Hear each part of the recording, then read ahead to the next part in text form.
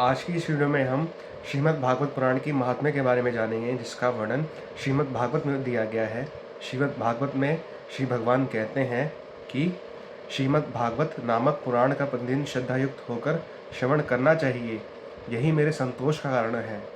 जो मनुष्य प्रतिदिन श्रीमद् भागवत पुराण का पाठ करता है, उसे एक एक अक्षर के उच्चारण के साथ कपिल गौ दान देने का पुण्य होता है।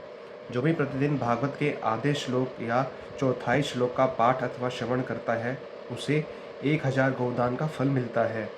जो भी प्रतिदिन पवित्र चित्त होकर भागवत के एक श्लोक का पाठ करता है, वह मनुष्य 18 पुराणों के पाठ का फल पा लेता है।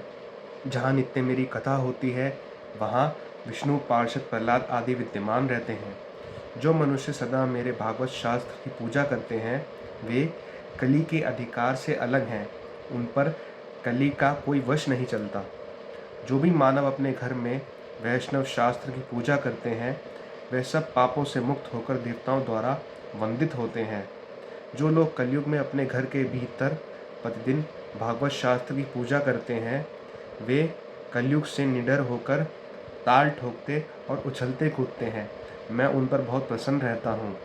जो भी मनुष्य जितने दिनों तक अपने घर में भागवत शास्त्र रखता है, उतने समय तक उसके पितर दूध, घी, मधु और मीठा जल पीते हैं। जो भी लोग विष्णु भक्त पुरुष को भक्तिपूर्वक भागवत शास्त्र समर्पण करते हैं, वे हजारों करोड़ कल्पों तक, अनंत काल तक मेरे वैकुंठ धाम में वास करते हैं। जो लोग सदा अपने घर में भागवत शास्त्र का पूजन करते हैं, वे मानो एक कल्प तक के लिए संपूर्ण देवताओं को तृप्त कर देते हैं। यदि अपने घर पर भागवत का आधा श्लोक या चौथाई श्लोक भी रहे, तो यह बहुत उत्तम बात है। उसे छोड़कर सैकड़ों और हजारों तरह के अन्य ग्रंथों के संग्रह से भी क्या लाभ है। कलयुग में जहाँ जहाँ पवित्र भागवत शास्त्र रहता है, वहाँ वहाँ सदा ही मैं देवताओं के साथ उपस्थित रहता हूँ। यही नहीं, वहाँ नदी, नद और सरोवर रूप में प्रसिद्ध सभी तीर्थ वास करते हैं। संपूर्ण यज्ञ, 7 पुरियाँ और सभी पावन पर्वत वहाँ नित्य निवास करते हैं। यश, धर्म और विजय के लिए तथा पापक्षय एवं मोक्ष की प्राप्ति के लिए धर्मात्मा मनुष्य को सदा ही मेरे भागवत शास्त्र का श्रवण करना चाहिए।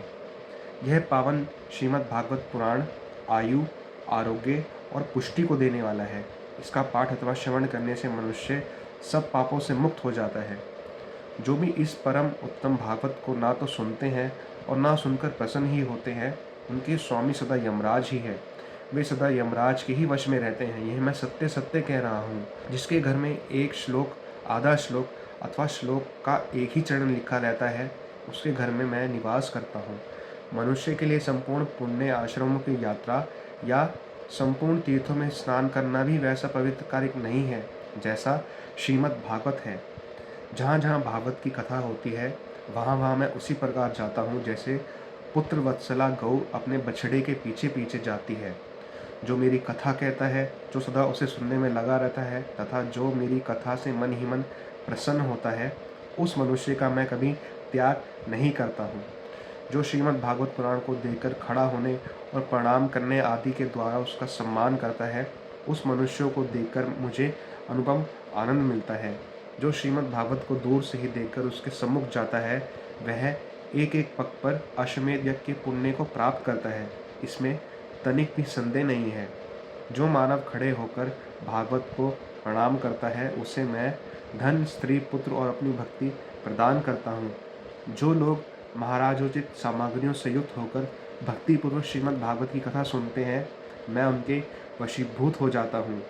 जो लोग मेरे पर्वों से संबंध रखने वाले सभी उत्सवों में मेरे प्रसन्नता के लिए वस्त्र, आभूषण, पुष्प, धूप और दीप आदि उपहार अर्पण करते हुए परम उत्तम श्रीमद् भागवत पुराण भक्तिपूर्वक श्रवण करते हैं, वे मुझे उसी प्रकार अपने वश में कर लेते हैं जैसे पतिव्रता स्त्री अपने साधु स्वभाव वाले पति को अपने वश में कर लेती है।